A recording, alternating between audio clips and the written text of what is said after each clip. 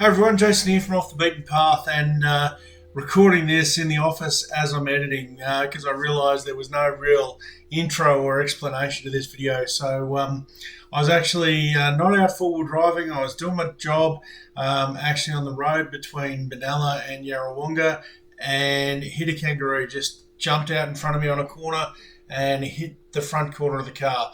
Now the bull bar did its job and protected the vehicle. Bull bar did get pushed back in and was rubbing on the tyre a little bit, and the headlight got broken, and with the bull bar being pushed in, the reverse tab for the antenna mount actually damaged the front of the bonnet. So that's happened. Car was still drivable, obviously, so drove it home. First step was what can we do to stop the bull bar rubbing on the tyre? And that's pretty much about where we're going to pick up here, guys. So let's get into that. So guys, as you can see there, this is back actually at the office after the restrike earlier in the day, and you can see how that bull bar's taken the brunt of the impact and being tilted back, and then that little reverse tab there at the top has actually hit into the very front of the quarter panel and the front corner of the bonnet.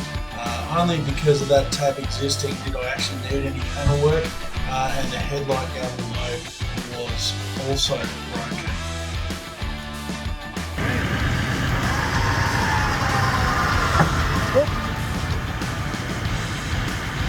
Release the pressure. Straighten your steering wheel. No, keep coming back to me. There.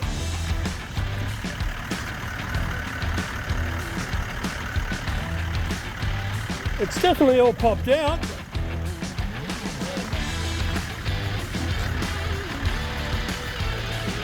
Turn the wheel side to side a bit. Other way. Stop. Come back. Yeah, about that. So let's go a little more. Yep.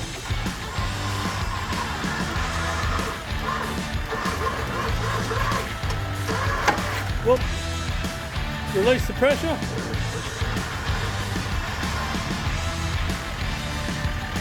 Yeah. And I'll compare it to this side.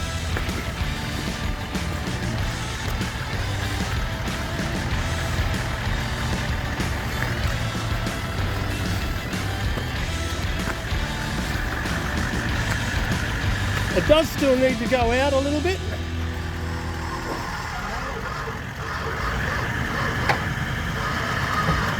Whoop. Release the pressure. Perfect.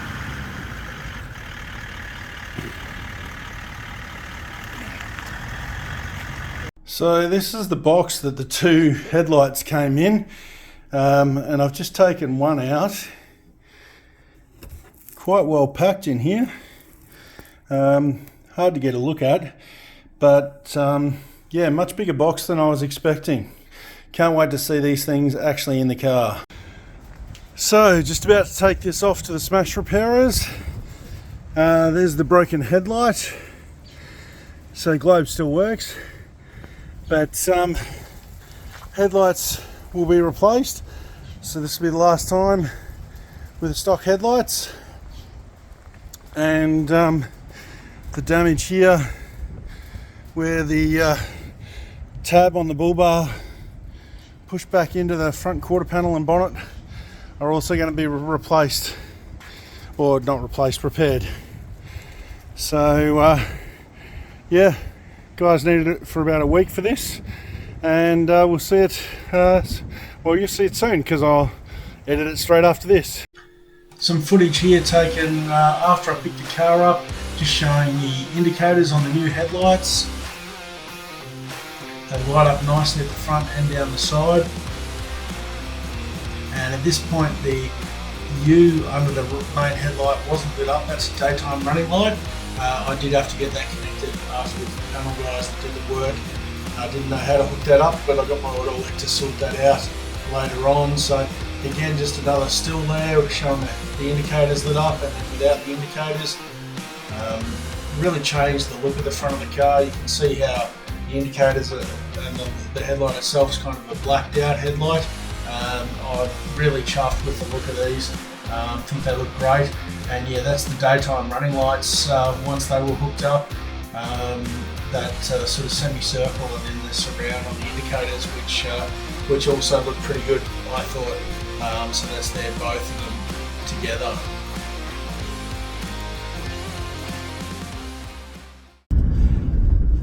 Hey everyone, Jason here from Off the Beaten Path. I've got the light on just to shed a bit of light on the subject. Anyway, this video is not about me. I've just had the new headlights installed, and I've decided to just go for a quick run and see what they're like. And at the moment, I'm going to say these things are pretty hella bright. Yeah, so anyway, let me flick the camera around in just a second. I mean, I'm on a lighted street now, so it's a little bit hard to see, but I'm going to jump on the freeway where the top end of the freeway there won't be any lights, but there's a really sharp line at the edge of the area of vision with these things, and it's much more pronounced than I remember even the halogens, not the halogens, even the LEDs being that I had, the H5 ox beam LEDs. So anyway, let's turn this light up here off before we freak too many people out. And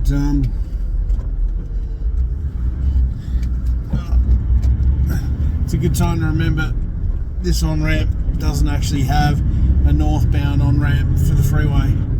And if I go southbound, there'll be a lot more lighting. So we'll kick through to the next freeway on-ramp here in Albury. So this is just heading through to the freeway on-ramp in an industrial area, and you can see I trust the cameras picking that up, at least to my eye. There's a very defined oval and sharp edge to where the lighted area from the headlights actually is, yeah,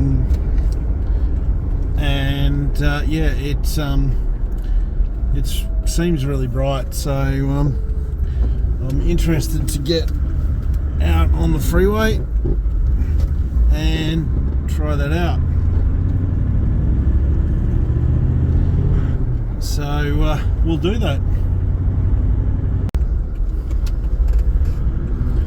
Alrighty, here we go. Pulling onto the freeway. A little bit of lighting here, but definitely get the reflection off the signs that the LEDs, the ox beams, used to give, but it's not a crazy amount of reflection.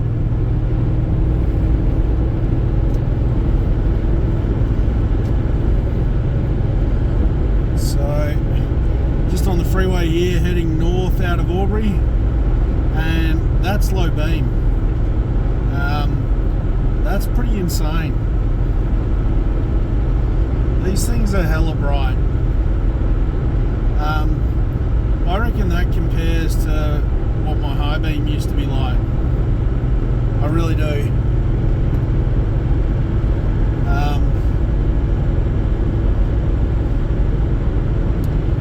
Yeah, really good coverage to the side. Not super high, but covers the ground both sides really well.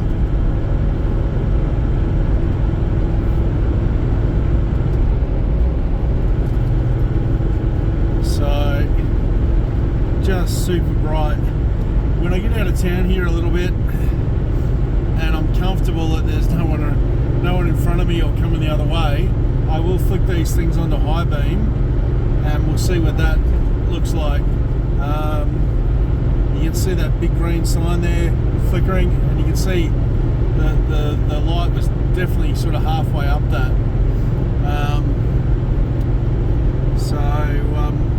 Yeah, coming up to another intersection up here where there is a little bit of traffic and some lighting, so we'll wait till we get past that. Bit of oncoming traffic coming the other way, so we're dark area. Okay, so truck coming the other way has flashed his lights. He obviously thinks I'm on high beam, which I'm not. So these things might end up being problematic. Alright. Okay, so high beam doesn't really make it any brighter, it just extended it up a little bit there. So we drop back. I don't know how visible that is on the camera, but we drop back and the dark area sort of just came down a little bit lower again, whereas when I flicked it up to high beam, it's it just went up a little higher. Yeah, so I think you can see that on the camera. Alrighty, we're going to turn around here. But the short answer is these things are hella bright. I don't know when I'll use high beam, to be honest. Probably never. But yeah, these things are hella bright, so hopefully they don't end up being a problem.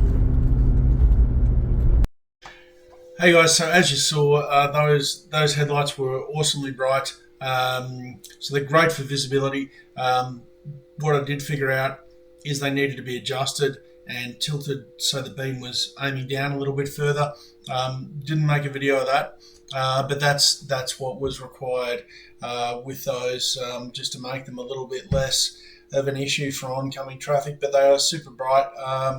Bought them mostly for the look of them. I like the way they looked. They were sort of greyed out slightly, and I like the shape of the indicators and the daytime sort of half circle running lights. I think they make the car look great. So just a shorter video this week, guys. Hope you've enjoyed it. We'll be back to a trip video next week. As always, thanks for watching. Like this video if you liked it, and any comments or questions down below.